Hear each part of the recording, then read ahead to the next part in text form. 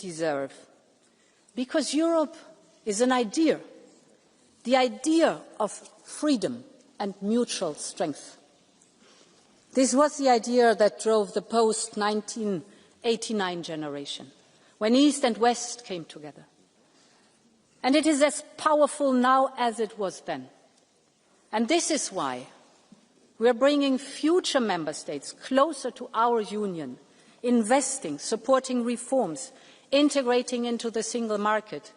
We must keep up the speed on this merits-based process, because only a united, I would even say a reunited Europe can be an independent Europe. A larger and stronger union is a security guarantee for all of us.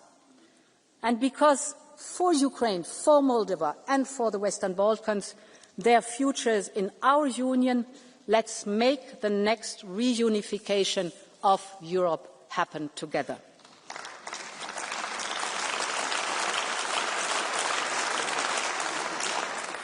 Honourable members, what is happening in Gaza has shaken the conscience of the world.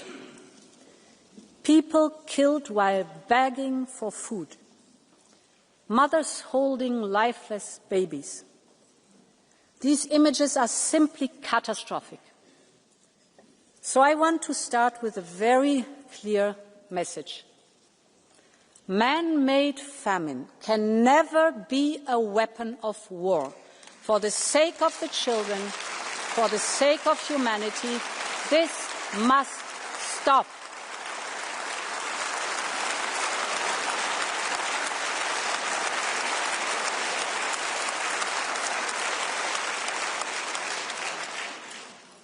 This is also part of a more systematic shift in the last month that is simply unacceptable. We have seen the financial suffocation of the Palestinian Authority.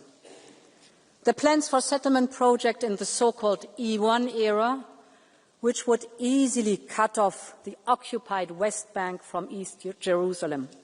The actions and statements by the most extremist ministers of the Israeli government, which incite violence.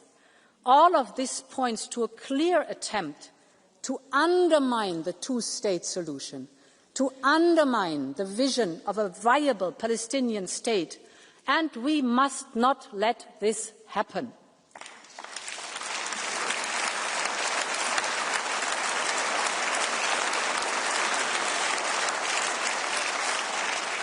And, honourable member, it truly pains me to say these words, and I know that for many citizens, Europe's inability to agree on a common way forward is equally painful.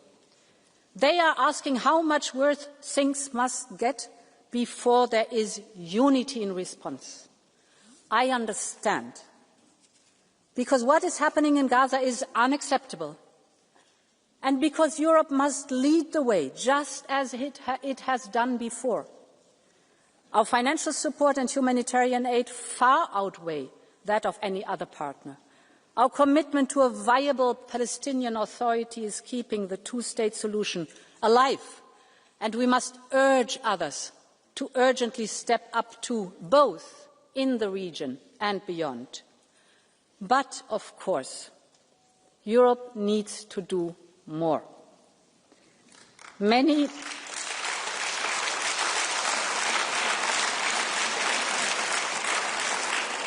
Many member states have moved ahead on their own.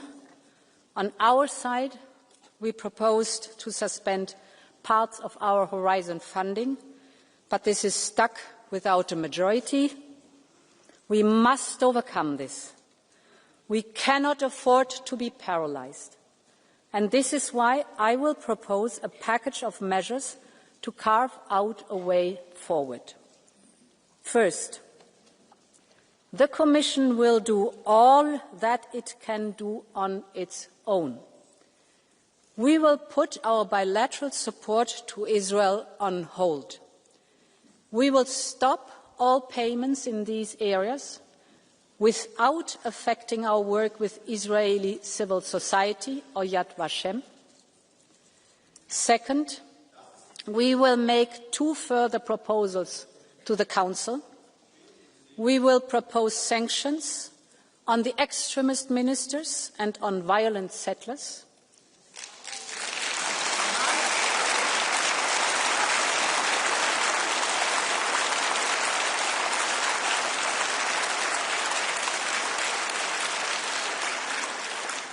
And we will also propose a partial suspension of the association agreement on trade-related matters.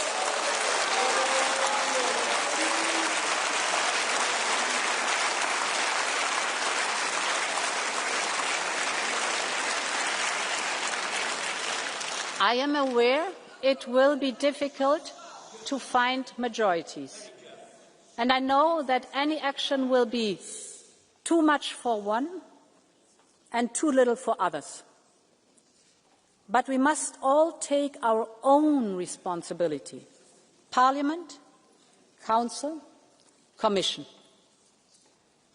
My third point: we will set up a Palestine donor group next month, including a dedicated instrument for Gaza reconstruction.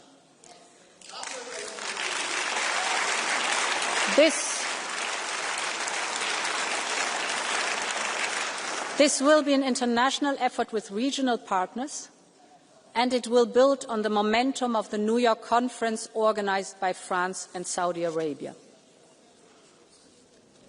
Honourable members, I am a long-standing friend of the people of Israel.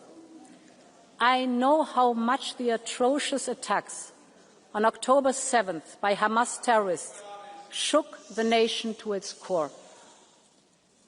The hostages have now been held captive by Hamas terrorists for more than 700 days since October 7th. That is 700 days of pain and suffering.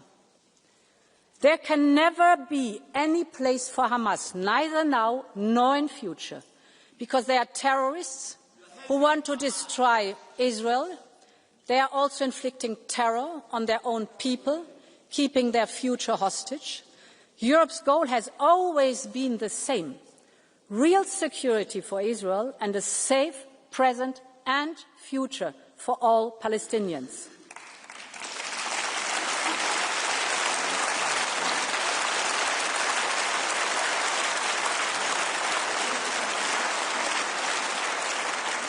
And that means that hostages must be released, that there should be unrestrained access to all humanitarian aid, and that there must be an immediate ceasefire.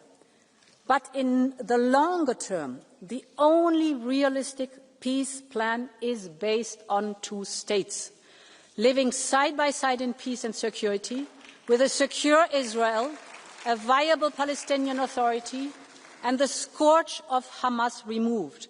That is what Europe has always stood for, and it is time to come together and help make this happen.